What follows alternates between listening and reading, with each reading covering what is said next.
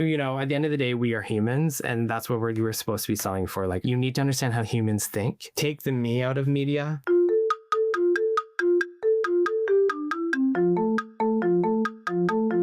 Are you a fitness-loving foodie? Then Defy Snacks is for you. Defy offers real, high-quality chocolate you love, combined with functional ingredients, giving you as much as 26 grams of protein per bag, so you can be both a little bit bad and a little bit good at the same time.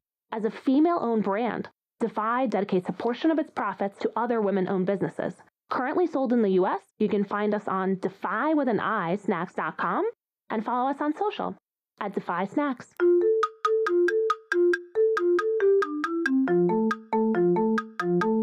Hello and welcome to the Shiny New Object podcast. My name is Tom Alderton. I'm the founder of Automated Creative, the creative effectiveness ad tech platform. And this is a weekly podcast about the future of data-driven marketing. Every week or so, I have the pleasure and the privilege of interviewing one of our industry's leaders about the future of the data-driven marketing industry. And this week is no different. I'm on a call with Nick Cedar. Am I saying that right, Nick? Yes. Nick Cedar, yes. like the tree. Nick Cedar, like the tree, who is manager media strategy and planning at SharkNinja.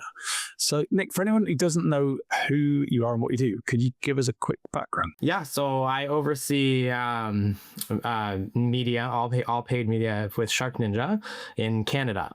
So I'm in charge of everything, all the ads you see, the strategy behind it, really making sure that SharkNinja is being heard in the Canadian market. Wofantastic.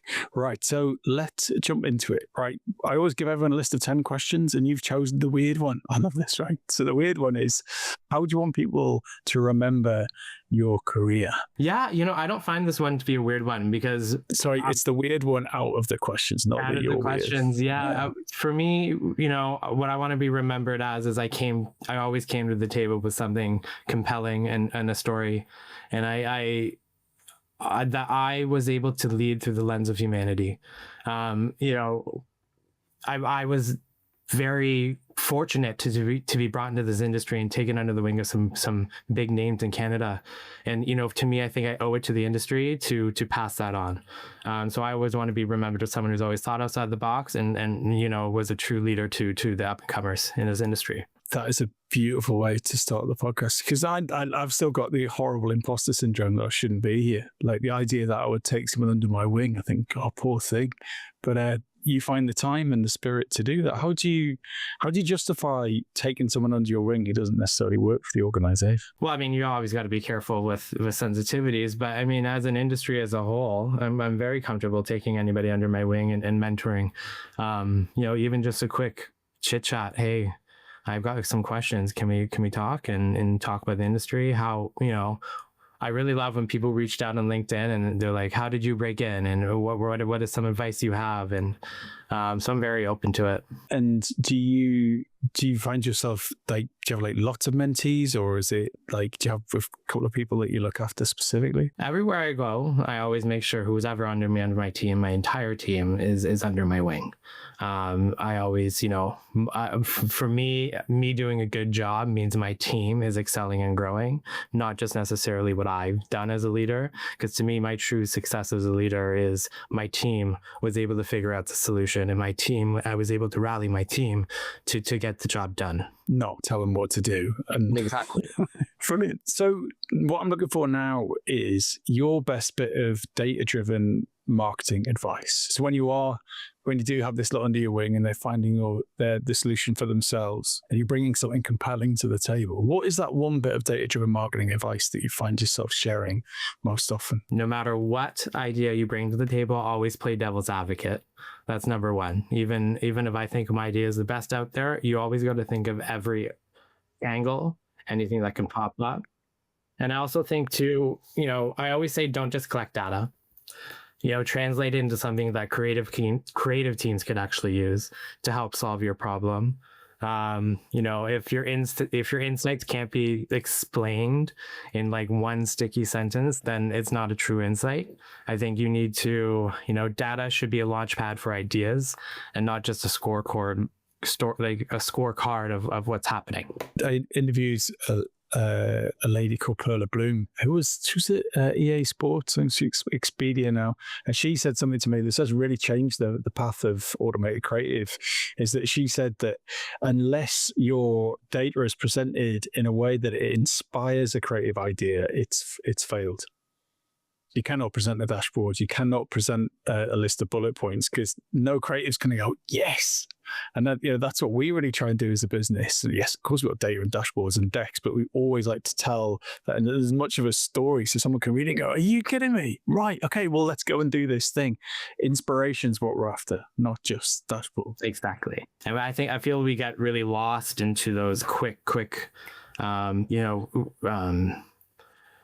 quick connections of, hey, we need to change this now before going after trends, really diving into the data, because we can get data that shows us, hey, this is what's happening right now, and we're going to pivot. But how do we know that that pivot's actually correct? If we're real time right now going hardcore without focusing on what the trend is, and how can we turn this data and everything coming at us into actual actions based on a trend and not just what you're seeing right hand, right, knee-jerk reactions.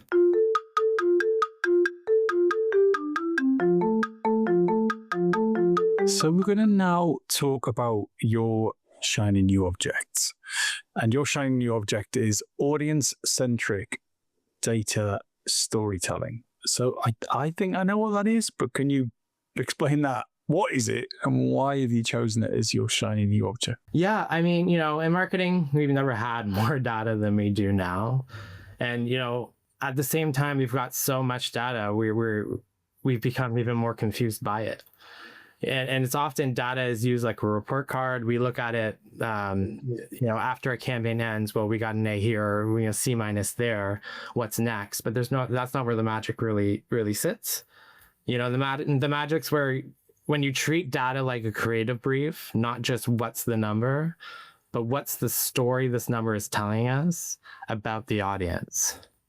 So like when I worked on a campaign where, all our top line metrics were looking great, click-through rates were okay, engagement was great, but still something felt off. We weren't getting total conversion. We were getting engagement, but conversion wasn't there. So we dug into the search queries. And, we looked at the social chatter, which is I'm a big fan of looking at the social chatter. Everyone's got an opinion. It's out on our socials. Let's look at them and use them to our benefit, because these are what people are saying. So what we did is when we found that people were responding to a different benefit than what we were actually leading with. And we saw this trend week over week happening. So we flipped the creative mid campaign to match exactly what they cared about. And then, suddenly the campaign wasn't just performing better. People were starting to talk about it. People were sharing it. People, becoming more viral and more socially accepted. Just because we saw that trend, we focused on it, and we turned it into an action, versus if we just looked at the numbers, we would have just been staying course because it looks like everything's going strong. And so essentially what, I haven't got a good name for this, but one of the things that I've found in my research is that it's easy to go for all of the easy data, right? The stuff that just comes down the pipe. But it's the data that is harder to find, that it's richer, right? What you could have done is you could have, gone into people's homes and observed them using the range. But what you've done the step in between, which is social listening, right? You just either manually or someone automated that report, and you're like, they're talking about that. But you don't get that unless you're curious. You don't get that unless you're prepared to go the extra yard. If you don't try, if you don't look beyond the dashboard, then you're not going to get it. Well, for me, it comes down to three things. Find the human in the numbers, because at the end of the day, metrics are clues to the emotions, but we're not selling to computers, we're selling to human beings. Yet, right? Make the data, like I said earlier, creative friendly. So if it can't be summed up in one sticky thing, so that we can go back to this one sticky sentence to it won't expire that great work. Do you mind, because that's such an important point for me, can we get into the how you do that, right? So you've got your Excel with all your data in it, you turn that into a dashboard. You work out, oh, right, okay, it's this. Blah, blah, blah. And then you've got to get in a room with a creative who doesn't care about any of that stuff. And you talk about that one sticky idea that inspires a creative thought or action. How do you do that? You're an analytical person, but you need to talk to a creative person. How do you? So the way you describe that, it sounds so siloed. I got to go talk to a creative person. My creative person has been in the room, this conversation this entire time, and we're working it out together. And I'm bringing up insights, and I go, hey, creatively, here's what I found. I found this, this, and this. But what I'm looking at is I think this is this. What's your opinion from a creative mind? And I've broken down that silo and we work together on it. I believe in a full funnel approach to media. I believe in all our marketing communications should be unsiloed and our entire plan should be working together. And creative people may not care about those metrics. So we don't speak to them in those type of metrics. You just get down to the juicy opinion. Hey, this is sucking. Here's where we're finding in media and metrics. What are you finding? And work together as a team to come up with that creative solution.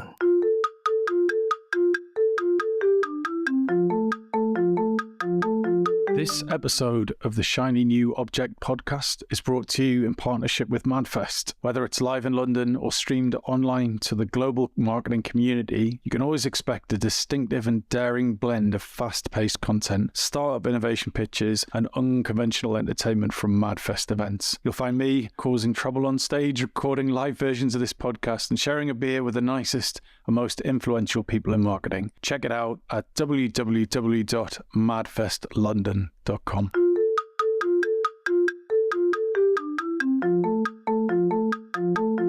So what's your advice for someone who's listening to this podcast and they're thinking, yeah, audience-centric data storytelling, yeah, I'm totally on board with Nick, but we don't do it in our organization. How do you set it up? Don't do it's just your first hurdle. You need to bring it up and build the business case as to why you should. The business, take the initiative to say, hey, I have a potential unlock here. I'm going to come to the business as why it matters to the business, what we can unlock and how this can open up communication. And really, you need to build the point if you're not doing it. And you need to believe in it as well if you're going to sell it. It's what I believe. Some people might have different opinion, but I believe in the unsiloed approach. And, when we work together as a team and everybody's at the table, at least representative. You don't want to have too many cooks, but representative of each metrics. And you guys are working together. Your campaigns are going to flow a lot better. And there's going to be a lot less mishaps. And, you take accountability as a team, not just a single function. But to me, it'd be if you believe that as well, then take it back to your business and prove your case as to why. And how do you prove that case, right? Obviously, I'm on board. You don't need to convert me, but do you have a siloed business, right? There's a head of creative or creative director over there, then there's a head of media over here, and there's an analytics and insights person over there, and whoever else in between. But if you've not done that before, what is the business case? Because you're very passionate about it, but numerically, how would you, and I love the way you phrase it, you say, I think I've spotted an unlock, and that's very powerful language. It's a great story in its own right. But I've spotted an unlock and here's my data point. But how could people arm themselves? I would say you need to look at one where you were losing your conversion and where it's not working, or take deep dive in the data you do have, and then take it to where you say the unlock. We're finding we're getting low engagement on our create. Okay, then I'm going to go talk to the creative manager. Here's what I'm finding. And I think there's a bigger business case. Let's get all the heads at the table that we can talk to and really start, gathering your information of how, develop a case study for it. There's no real right way at the beginning to start it. I think you just have to start it. It's you have to take that initiative to say, hey, this is what I'm seeing in the data I have right now. If we work together on this project, I see this, and then I could see that maybe based on this, if we had changed our response to, say, we're going to change up to creative, I anticipate that we're going to have this much higher, we're going to improve this much on our click-through rates or our conversion.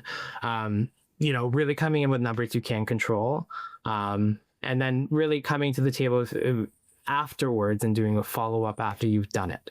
So you need to prove to the business once you get them sold in that I've developed a framework to come back to the business to tell you how much more this is unlocked when we're able to unlock these silos. And what's the future of this space, do you think? So you've got this mixed skill set, representatives all sat on the table, the people we've discussed, and you're pulling in performance data from your campaigns, your behavior on websites, CRM, retailer, and so on, and you're pulling it all together and you're creating a story and you're getting the creative point of view. You're in my experience of certainly running automated creative, that is rare to have that.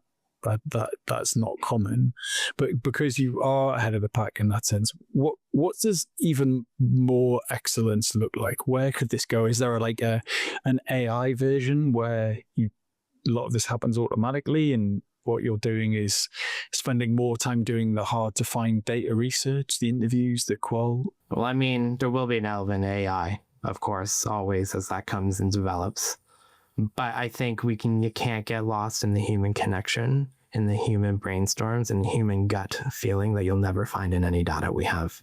So bringing that conversation to the table, AI is going to help enable us to provide better and stronger data cases to bring back to the business.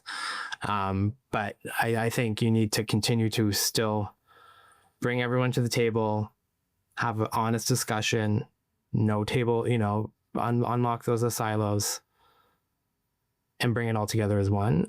Will that get it more efficient than it is now? Yes, 100%.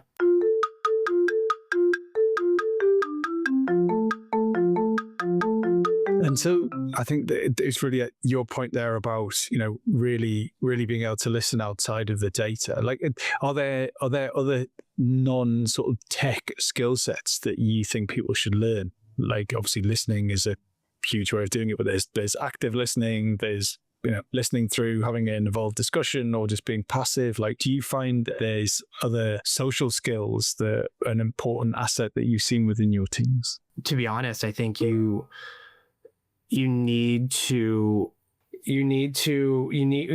end of the day, we are humans, and that's what we're supposed to be selling for, like I said earlier, right? So you need to understand how humans think and get yourself, take the me out of media, we'll say. Oh, Nick, I've never heard that. You have to. That's a common. I've never heard of that. Let's have that one.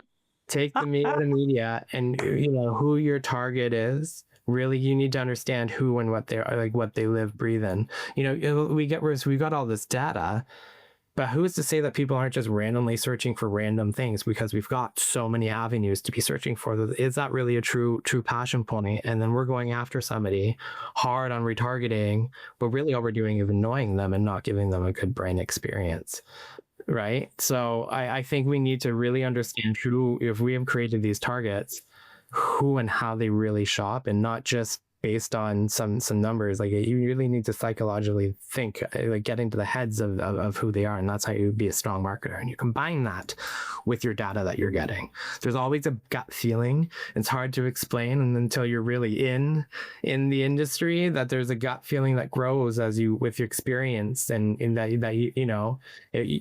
data will help it, but there's always going to be that gut you need to follow as well. Nick, unfortunately, I've run out of time. I feel we could talk about this for a very long time, and I really appreciate you sharing your experience, and a lot of that really chimes with mine. If someone wants to get in touch with you, where is the best place to do that, and what makes a message that you'll respond to? Yeah, LinkedIn. And, honestly, any messages, I check all my messages. So whatever you want to stop, say hi, you heard this, or you want to talk more about what I've discussed today, or you've got a challenge and we want to have a little bit of a conversation on it, I'm open to that as well. But LinkedIn would be the best avenue. Nick, thank you so much for your time. Thank you.